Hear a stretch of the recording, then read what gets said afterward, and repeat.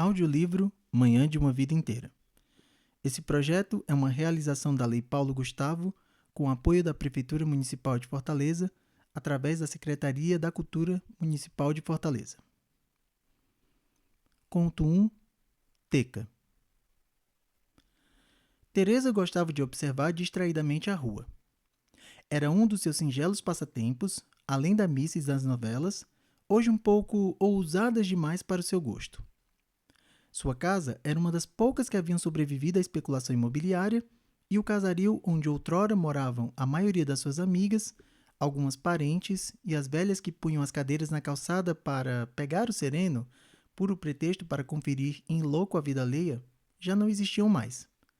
O tempo, literalmente, havia passado pela sua janela, agora gradeada, em razão da violência crescente no seu bairro. Não era exatamente saudosista, mas, nos últimos anos, era comum que uma estranha melancolia, vez por outra, tomasse seu espírito, momento em que refletia sobre o que tinha sido sua vida. Às vezes, achava que não tinha de fato vivido. Suas amigas mais velhas já tinham bisnetos. Algumas eram viúvas, outras mantinham casamentos duradouros, ainda que por conveniência, e tinham aquelas que, após a aposentadoria, batiam perna pelo mundo, todo mês em um lugar diferente. Para elas, o passar do tempo fazia algum sentido. Já para Teresa, fora as rugas que a enervavam, tudo parecia ser um eterno presente, com passado abundante e nenhuma perspectiva de futuro. Adentrar sua casa era como frequentar um museu. A mobília era herança dos pais, assim como a residência, grande demais para uma só pessoa.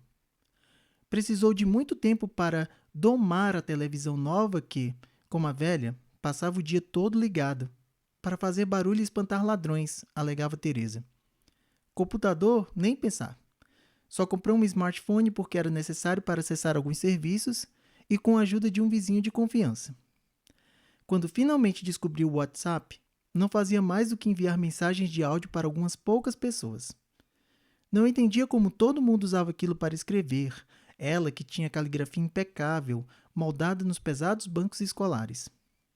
Quando lhe mostravam as mensagens cheias de PQ e TBM, pensava que se tratava de outra língua. Tudo na sua vida era muito regular. Do tic-tac do velho relógio de carrilhão, há 50 anos fixado na parede, até a pensão vitalícia que o pai, coronel do exército, lhe deixara. Seus horários também, herança da rotina rígida que o velho impunha a todos em casa, às vezes assemelhando-se a um quartel. A regra básica no ambiente doméstico era não o contrariar. Sua mãe deixara o magistério para se casar, dedicando-se aos cuidados do lar e à criação dos filhos. Alcides, particularmente, lhe deu trabalho. Foi o primogênito e motivo de enorme alegria para Clotilde e Odorico. O pai planejava um futuro nas armas para o varão, que manteria, sim, a tradição militar da família. Sua mãe, não planejava nada. Apenas trataria de preparar o caminho para que o varão tivesse condições de cumprir os desejos do esposo. Todavia, as coisas não saíram exatamente como planejado. Alcides era de compleição franzina, asmático, tímido e retraído. Muito dado aos livros, gostava de poesia e música. Desde a infância, dava sinais de que não tinha a menor aptidão para a carreira militar. Tudo isso provocava desgosto explícito em Odorico, mas não em Clotilde, que apreciava aquele filho sensível e de notável capacidade intelectual. Ela estimulava seu gosto pela leitura e até pensou em contratar um professor particular de piano, ao que Odorico se opôs tenazmente. Piano é coisa de viado.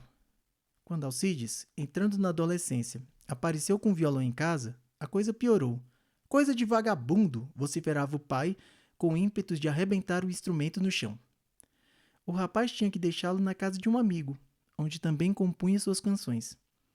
Alcides tinha uma voz muito bonita, motivo de orgulho para Clotilde e de elogios no coral da igreja. Irrequieto, o rapaz também queria se expressar de diferentes formas. Também escrevia, e muito bem, pintava, não tão bem assim, e sonhava com o cinema, especialmente fazer filmes como dos grandes artistas europeus, aos quais assistia em um dos poeiras da cidade. Tanto o amor pelas artes e pela cultura exasperava Odorico, que até tentou incutir em Alcides o amor pela sua profissão, matriculando-o no colégio militar, mas enfrentou sérios problemas por conta da indisciplina do filho. Tudo piorou quando o primogênito se recusou a frequentar as missas, para o pesar de Clotilde, e Odorico encontrou livros comunistas nas coisas do filho. Comunista, Clotilde, comunista! Conseguimos salvar o país dessa corja com revolução e esse moleque traz os subversivos para dentro de casa. Clotilde não queria brigar com Odorico. Rogou para que Alcides se livrar daqueles livros, mas antes cometeu a indiscrição de folheá-los, encontrando poemas dedicados a um tal de Dado, escritos em papel de carta. Quem é esse rapaz, meu filho? Alcides voltou os olhos para o chão. Aos 17 anos, era o mesmo garoto de compleição franzina, mas com traços muito bonitos. Os cabelos, castanhos e lisos, lhe caíam até o queixo, dando-lhe uma feição ao mesmo tempo rebelde e angelical. Os olhos verdes eram emoldurados por óculos que conferiam charme intelectual ao seu rosto afilado. De certa forma, lembrava Odorico quando jovem, mas sem a força física do pai. Bonito bastante para lhe dar belos netos, mas sensível demais para lidar com as coisas da vida. Queria protegê-lo, mas sabia que Odorico implicaria ainda mais com o menino caso ele permanecesse agarrado à sua saia. Ele é meu amigo. Clotilde preferiu acreditar na mentira. Por outro lado, Odorico ficava cada dia mais desconfiado de que Alcides não tinha saído aos seus e redobrava as cobranças. Quando você vai cortar esse cabelo? Agora vai virar hippie também e viver com outros vadios? Cadê sua namorada? Nunca vai achar uma? Seus primos todos já têm. Você tem medo de mulher? As raras reuniões familiares se tornaram momentos tóxicos. Alcides fazia de tudo para não se sentar à mesa com a família. Alegava a necessidade de se concentrar nos estudos. Queria ingressar em uma universidade, encontrar seu próprio rumo na vida. Quando não dava para fugir, via-se obrigado a escutar as contumazes provocações do pai. E então, Alcides, ainda lembro livros dos vermelhos escondido? Tenha cuidado, pois muito intelectualzinho de faculdade está mofando no chilindró. Silêncio. Além do ruído dos talheres nos pratos e um ou outro gole, só se escutava a mastigação dos comensais ou uma tosse constrangida. Odorico demonstrava particular prazer em humilhar seu primogênito, com quem, no fundo, parecia manter uma infundada competição, já que Alcides e ele aparentemente não compartilhavam qualquer interesse em comum. Você é quase um homem. Vou te apresentar alguma mulher para você perder o medo. Pare, homem, rogou Clotilde. Você não vê que ele não gosta desses assuntos? O coronel não poupou ironias. Que assuntos? De mulher? Ah, isso eu sei. Eu soube que ele anda de conversinha com o vizinho. É tititi pra lá, tititi pra cá, sem fim. Eu nunca imaginei que um dia teria um fresco na minha vida, eu... Viado! Alcides tirou aquele grito do fundo da alma. Estava de pé, furioso, fuzilando o pai com os olhos.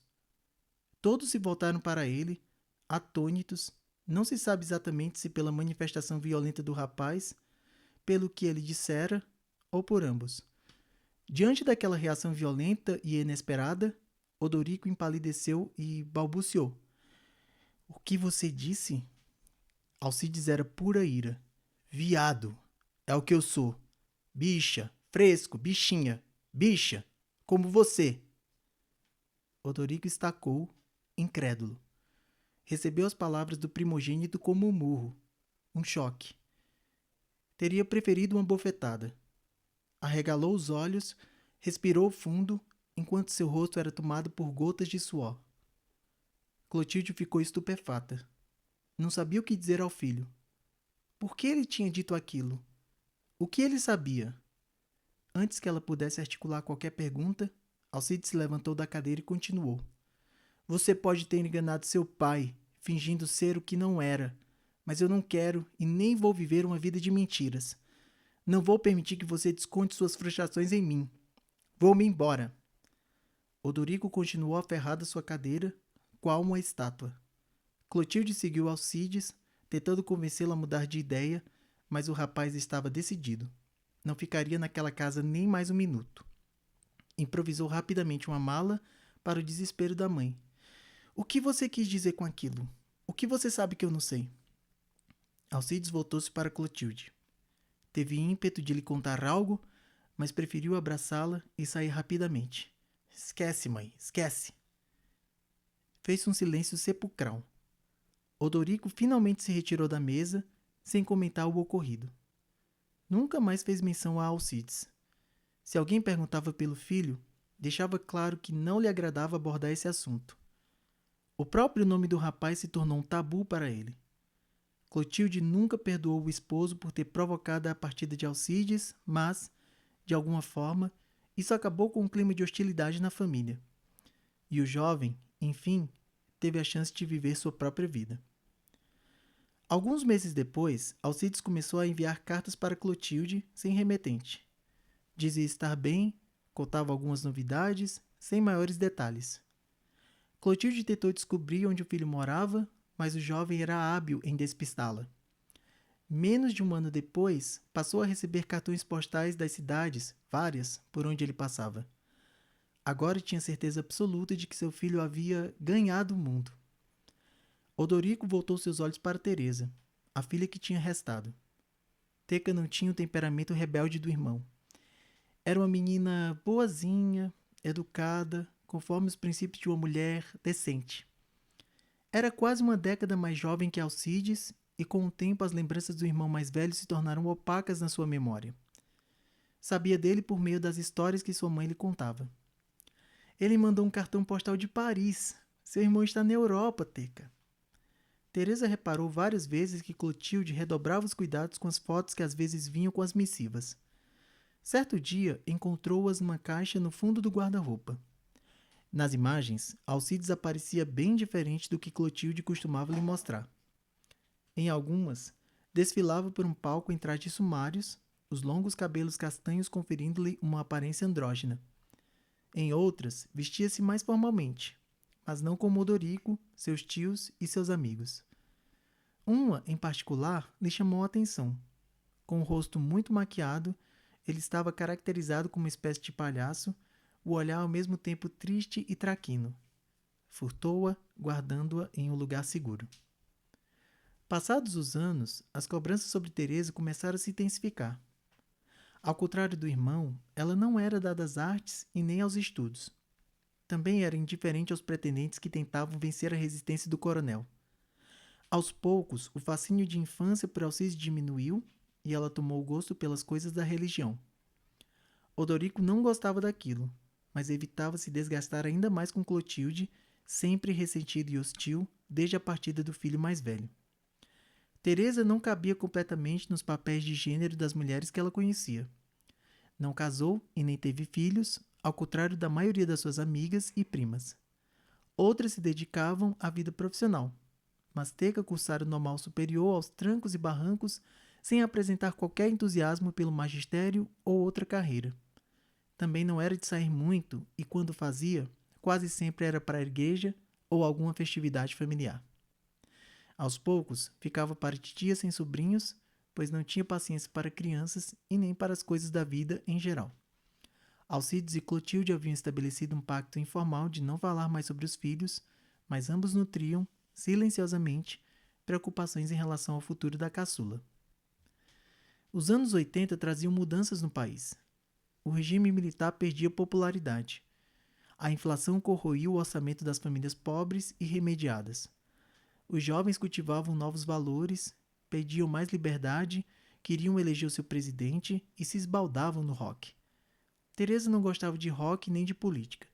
Suas roupas, seus hábitos, tudo remetia às mães e avós dos seus contemporâneos. Odorico e Clotilde já tinham se conformado com o jeito da filha, embora sua apatia fosse estranha demais. De toda forma, era uma boa moça e sempre ajudava nos afazeres domésticos. Parecia estar bem consigo mesma, ao contrário de Odorico. O velho coronel já não era o homem robusto que tinha impressionado Clotilde no seu baile de debutante e que provocava inveja nas amigas. Quase subitamente, começou a perder muito peso e ter febres nos finais de tarde, sem qualquer justificativa. Você precisa ir ao médico e descobrir o que está acontecendo. De esposa, Clotilde se converteu em uma espécie de mãe de marido. Suprema ironia. Mesmo que há muitos anos não mantivessem intimidades, às vezes sentia falta do companheiro, que sempre alegava cansaço ou dava alguma desculpa para não fazer sexo. Já se habituara à abstinência e às vezes pensava que isso era uma espécie de preço a se pagar para manter um casamento, ainda que por mero hábito. As preocupações que demonstrava com a saúde de Odorico aumentaram quando a perda de peso se tornou ainda mais acentuada e seu corpo se encheu de manchas. Com dificuldade até de se pôr em pé, o homem parecia um espectro de si próprio. Alcides continuava a enviar suas cartas, fotos e cartões postais regularmente. Fixara residência em Nova York, onde se notabilizou como um respeitável nome no mundo do teatro. Apesar da animosidade de Odorico para com seu filho, Clotilde resolveu deixá-lo a par da situação do velho. Na carta que encontrou seu destinatário nos Estados Unidos, Clotilde relatava suspeitar que Odorico estava muito doente. No fundo, queria criar o caminho para uma possível reconciliação. Antes de receber a resposta, Clotilde teve que enfrentar a primeira internação do esposo com um grave quadro de pneumonia. O militar da reserva estava sob os cuidados do Dr. Najib, um velho conhecido da família. Sentindo-se à vontade para falar francamente com Clotilde, ele foi direto ao assunto. O quadro de infecção do Odorico me levou a solicitar exames mais específicos. Não conseguimos entender exatamente o que estava causando o problema, mas os sintomas se parecem bastante com os de outros pacientes que, estão contaminados com a nova doença. Clotilde empalideceu. Nova doença. Já tinha visto e ouvido algo sobre, em matérias de tom sensacionalista, protagonizadas por gays, travestis, hemofílicos e prostitutas. Odorico tinha uma saúde de ferro. Nunca passara por uma transfusão de sangue. Como ele podia ter sido contaminado? O senhor quer dizer que... Najib esboçou uma expressão triste. Veja, Clotilde, vamos fazer outro teste. Já ocorreram casos de falso positivo, mas pelo quadro dele, parece ser, de fato, essa doença. Na saída do hospital, Clotilde não conseguia fixar seus pensamentos. Lembrou-se apenas da briga que selou o destino da sua família há mais de 20 anos. Viado.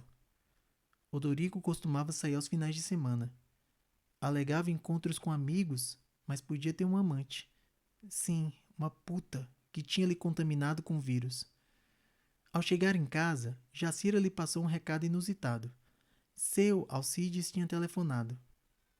Ao saber que a mãe estava cuidando de Odorico no hospital, solicitou à empregada que avisasse Clotilde de uma futura ligação às 18 horas. Nessa época, ligações internacionais custavam uma fortuna. Clotilde esperou pacientemente a chamada enquanto tentava esquecer aquela palavra que insistia em ressoar nos seus pensamentos como o eco de um passado perturbador. Fiado. Mamãe, recebi sua carta e fiquei muito preocupado. Acho que preciso visitar o velho antes que seja tarde demais. Clotilde ficou feliz em reconhecer a voz do filho no outro lado da linha, mas sentiu que ele estava um pouco ofegante. Alcides explicou que era inverno nos Estados Unidos e que sua bronquite atacava forte nessa estação. Prometeu chegar em uma semana. Deve estar muito bem de vida, pensou Clotilde, já que os preços das passagens aéreas eram proibitivos, ainda mais para voos internacionais. A conversa ao telefone foi um tanto protocolar e de vez em quando parecia que Alcides puxava o fôlego para completar uma frase. Não importava. Em poucos dias, enfim, reencontraria seu filho após tantos anos. Teca se revezava com a mãe no hospital. Não podiam ficar ao lado de Odorico, dada a fragilidade do seu sistema imunológico. Ao voltar, se compadeceu da situação da filha mais nova. Como seria bom que ela tivesse alguém com quem compartilhar a vida. Temia pelo seu futuro como mulher solteirona, sem filhos e sem profissão. Não era bom nutrir piedade pela própria filha, mas, às vezes, isso era inevitável. À tarde, voltou ao consultório do Dr. Najib. Habitualmente simpático e cortês, o médico parecia consternado e constrangido. Cumprimentou Clotilde, pediu que ela se sentasse e lhe apresentou os exames. Lamento, Clotilde, mas é de fato SIDA. Não interessa saber como ou de quem ele contraiu o vírus, até porque isso de fato não convém no momento. Se vocês mantiveram relações sexuais, sugiro que você também faça o exame. Clotilde sentiu o chão sob seus pés sumir. Confessou, um tanto constrangida, que há muitos anos não mantinha intimidades com o esposo. A humilhação em descobrir uma verdade tão absurda deixou-a emudecida. Comovido, o Dr. Najib continuou. Quando essa doença se manifesta, os pacientes entram em estado terminal. A partir de agora, só podemos oferecer cuidados paliativos, mas, sendo honesto, acho que a situação dele é muito grave, sem grande perspectiva de sobrevivência. Sida. Os encontros com amigos. A amante. Viado. Os pensamentos se sucediam e se misturavam na cabeça de Clotilde, em alta velocidade. Ela preferia esquecer, fingir que não era consigo, mas era inútil. Como explicaria isso à família? Precisava guardar segredo. E se pensassem que ela também era portadora do vírus? Tinha lido notícias sobre pessoas expulsas das suas casas quando os vizinhos descobriram que estavam contaminadas. Tudo era muito confuso e terrível.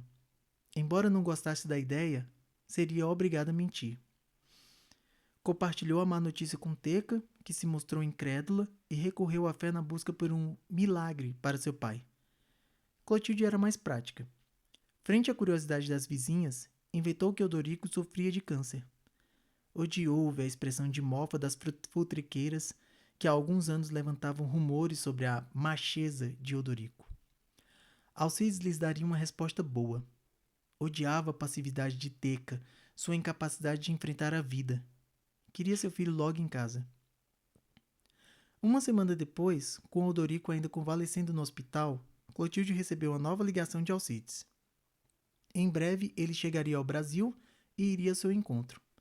Foi um alento, um sopro de alegria em meio a uma semana com muitas noites insônias. Preparou a casa para receber seu filho como um rei. Procurava dissimular seus sentimentos, mas estava ansiosa. Como ele estará? Muito mudado? Queria tê-lo ao seu lado o máximo possível, saber das suas histórias, das suas andanças pelo mundo. De certa forma, se sentia culpado por estar feliz naquele momento, ainda mais porque Teca fazia questão de externar uma tristeza meio exagerada pela doença do pai. Quando o táxi parou na porta, Clotilde abriu um sorriso de orelha a orelha. Porém, logo a expressão de alegria se transformou numa máscara de pavor. Um homem precocemente envelhecido desceu do carro. Os longos cabelos castanhos estavam ralos e grisalhos. Sua magreza só não era mais impressionante do que as manchas que recobriam sua pele, indisfarçável, mesmo sob pesada maquiagem. Naquele momento, entendeu que a nova doença também era uma realidade para ele. Tomada pelo desespero, não conseguiu evitar o choro. Fingiu ser de alegria. Alcides abriu um sorriso sincero, um pouco melancólico, como fazia na infância. Abraçou Clotilde, que chorava compulsivamente. Não precisa fingir, mamãe. Agora, não precisamos mais. Aliviada, Clotilde abraçou Alcides com força, escondendo seu rosto no peito magro do filho. O que foi da minha vida, Alcides? O rapaz suspirou fundo. Você não tem culpa. Quando soube do estado do velho, senti que deveria vir imediatamente. Acho que esse é o momento de nos reconciliarmos com a verdade. Quando viu seu irmão entrando em casa, Teresa percebeu que também deveria orar por ele. Abriu um sorriso, mas evitou abraçá-lo. Alcides entendeu a situação e pediu que a irmã mais nova o deixasse um minuto a sós com Clotilde, no que foi prontamente atendido. Abrigando as mãos ossudas do filho entre as suas, Clotilde lhe encarou com os olhos marejados. A hora da verdade chegou. Há muitos anos quis entender o que você disse quando gritou com seu pai naquele dia. Acho que descobri da pior maneira, mas, ainda assim, queria que você fosse mais claro comigo. Por um instante, Alcides teve pena da mãe. Logo, porém, sentiu orgulho da sua coragem em buscar a verdade, mesmo que essa agora, aparentemente, não tivesse mais razão de ser. Há muitos anos, quando ainda era criança, flagrei o velho com outro homem na cama. Ele ficou tão apavorado que não conseguiu me encarar por muito tempo. Juro que não entendi aquilo, mamãe. Eu não sabia nada da vida. Depois, quando ele passou a me perseguir e hostilizar, percebi que o que eu tinha visto era algo grave, principalmente para ele.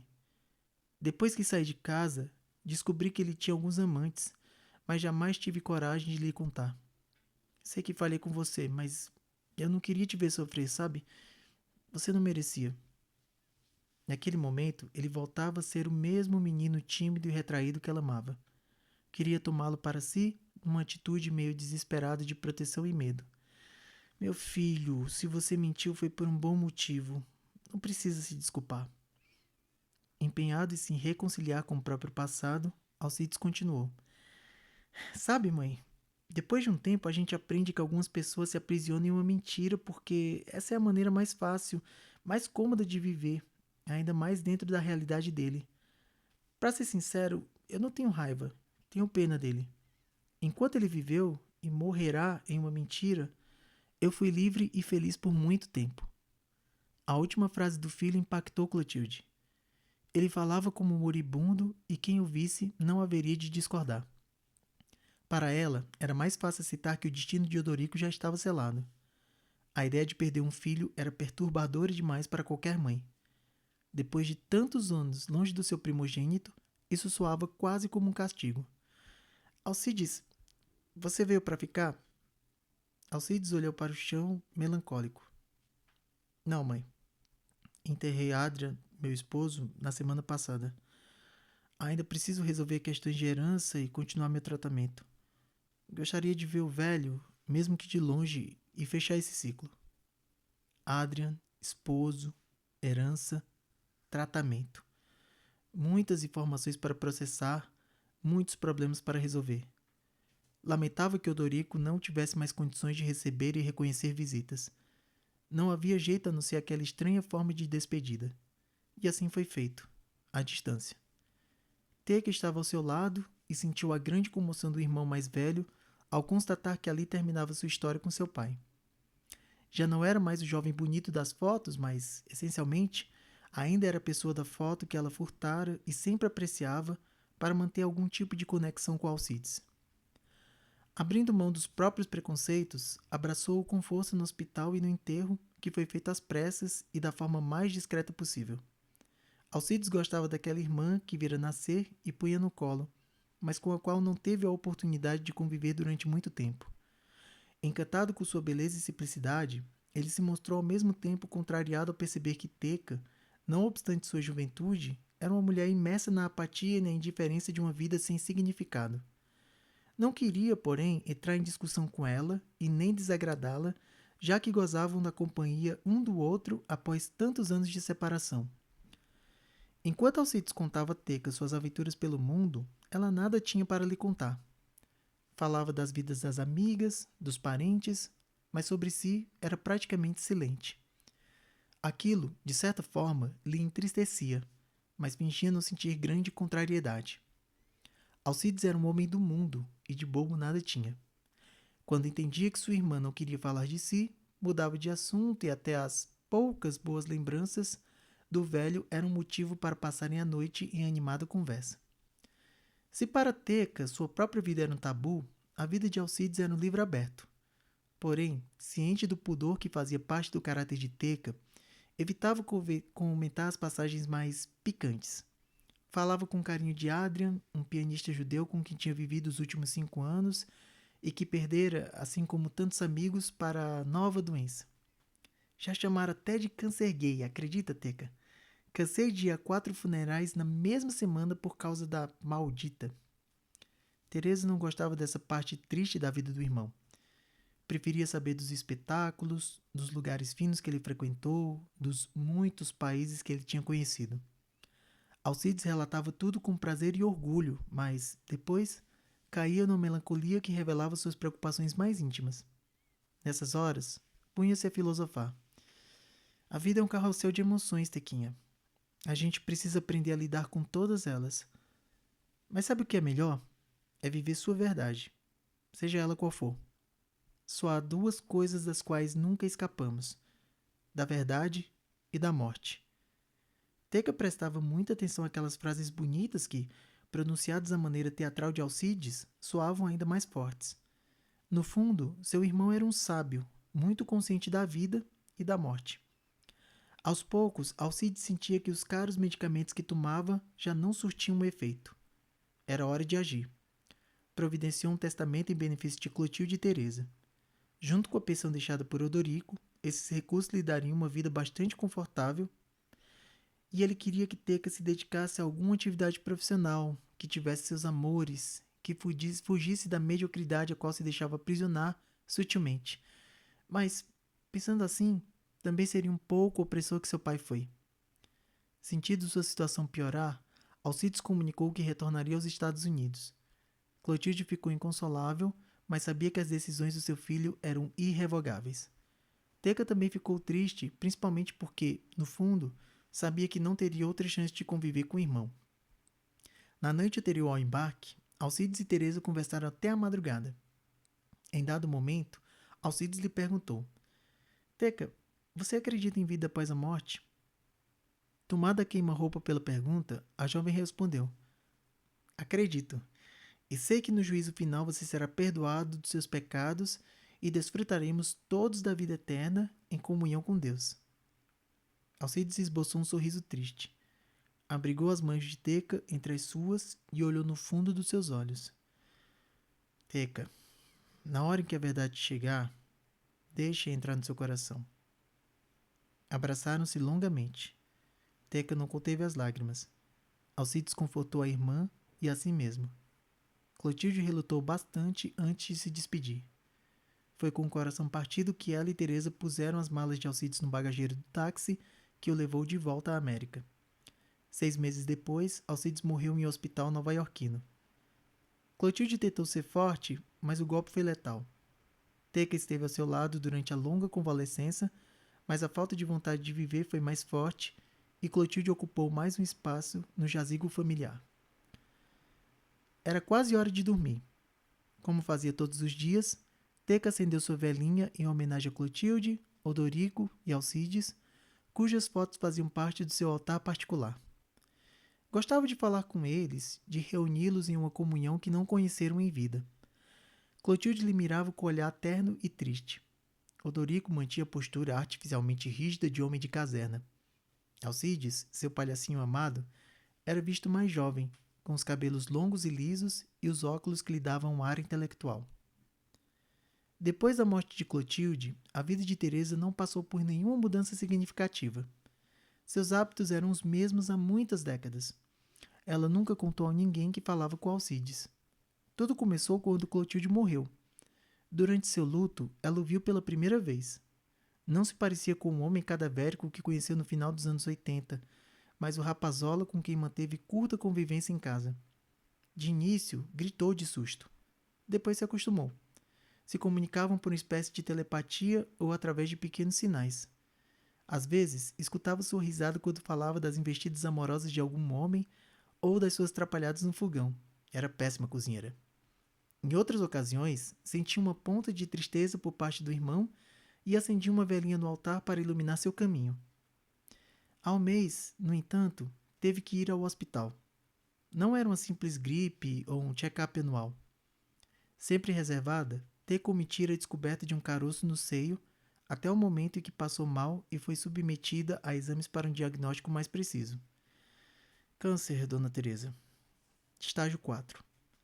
Os médicos de hoje não são mais como os de antigamente. O jovem oncologista até tentou ser solidário, mas a frieza exigida pela profissão fê-lo tratar o caso como uma desgraça rotineira. Teresa poderia se submeter a tratamentos paliativos, com boa chance de sobrevida longa, etc, etc. A conversa protocolar que tantos profissionais de saúde usam a fim de vender a medicina como uma espécie de panaceia para todos os males. Teresa se comprometeu a voltar, mas ignorou totalmente as prescrições do médico. A hora da verdade tinha chegado. Era o melhor momento para deixar tudo em pratos limpos antes de partir da vida que jamais teve. Mergulhou todos os comprimidos que conseguiu encontrar num copo de água enquanto mirava o rosto maquiado do irmão. Alcides, eu sei que você me ouve. Não sei explicar a razão pela qual sobrevivi tanto tempo, mas penso que passei tão discretamente por essa vida que até a morte me esqueceu por um tempo. Agora que ela reparou em mim, preciso confessar a verdade, a minha verdade. Assim como você, eu também vi nosso pai com outros homens, alguns mal saídos da infância. Encontrei cartas de amor nas suas coisas, fotos íntimas dos seus amantes e tive nojo. muito nojo dele e de todos os homens. Acho que por isso nunca consegui me sentir atraída por nenhum deles. Talvez também por isso sempre tive tanto medo da vida. O mundo é feio, é sujo, Alcides. Não me interprete mal. Hoje eu sei que nosso pai foi profundamente infeliz, porque ninguém pode ser feliz numa mentira. Você foi feliz porque viveu sua verdade desde o começo. Quanto a mim, bom, acho que entendi tarde demais que a verdade quase sempre assusta, mas também liberta. Teresa apagou a vela e foi dormir. Seu corpo foi encontrado dias depois por vizinhos que desconfiaram do seu desaparecimento, longo demais até para uma senhora tão casmurra. A despeito das especulações acerca da causa mortis, o que chamou a atenção foi um estranho sorriso nos lábios do cadáver.